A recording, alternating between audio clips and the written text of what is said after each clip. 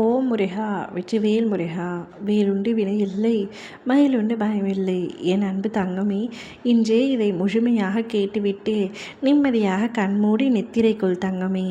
நாளையே உன் மனம் விரும்பும்படியான ஒரு அற்புதத்தை நிகழ்த்தி ஆனந்த கண்ணீருடன் எனக்கு நன்றி சொல்ல போகின்றாய். உன்னுடைய வாழ்வில் அனைத்து மங்களங்களும் உண்டாக போகின்றது. பயம், கவலை, விரக்தி உன்னை இப்பொழுது ஆக்கிரமித்து கொள்ளாமல் இரு. இவை என்றுமே உன் வளர்ச்சிக்கு தடையாக இருக்கும் என்பதை மட்டும் நீ நினைவிலும் மனதிலும் பதித்துக்கொள். காலம் என்பது பொன் போற்றது. அந்த நேரத்தை தேவையற்ற சிந்தனைகளுக்கும் கவலைகளுக்கும் இடமளித்து வீணாக்காதே.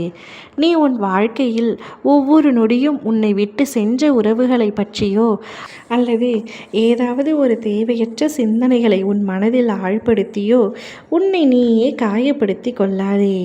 அதனால் உன்னுடைய நேரத்தையும் வீணடித்து கொண்டிருக்கின்றாய். எல்லோருக்கும் வாழ்க்கையில் ஏமாற்றம், துரோகம், தோல்வி என எல்லாமே இருக்கத்தான் செய்கின்றது. அதையெல்லாம் பொருட்படுத்தக்கூடாது. சில விஷயங்களை நீ அப்படியே விட்டுவிடுவது நல்லது. அடுத்த நிகழ்வுகளை நோக்கி பயணப்படுவது தான் உனக்கு நல்லது. ஏனெனில் உன்னை சுற்றியுள்ள சில பிரச்சனைகளில் இருந்து தீர்வு உன்னிடமே இருக்கின்றது. ஆனால் நீயோ அதை புரிந்து கொள்ளாமல் அந்த பிரச்சனைக்கான தீர்வை தேடி அலைந்து திரிந்து கொண்டிருக்கின்றாய். அனுதினமும் உன்னை ஏதாவது ஒரு ரூபத்தில் வழிநடத்த முயற்சி செய்து கொண்டிருக்கின்றேன். ஆனால் நீயோ அதையெல்லாம் தவற விட்டு விடுகின்றாய். மீண்டும் உன்னுடைய துயரங்களை போக்க வழி கேட்கின்றாய்.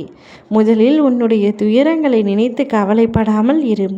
அப்பொழுதுதான் உன்னை சுற்றி என்ன நடக்கின்றது என்பதை உன்னால் உணர முடியும். உன்னை சொல்லி குற்றமில்லை. இது காலத்தின் கட்டாயம். நீ இந்த நிலையை அனுபவித்தே ஆக வேண்டும். ஆனால் உன்னை அதிலிருந்து காக்கவே உன் அப்பா நான் போராடி கொண்டிருக்கின்றேன்.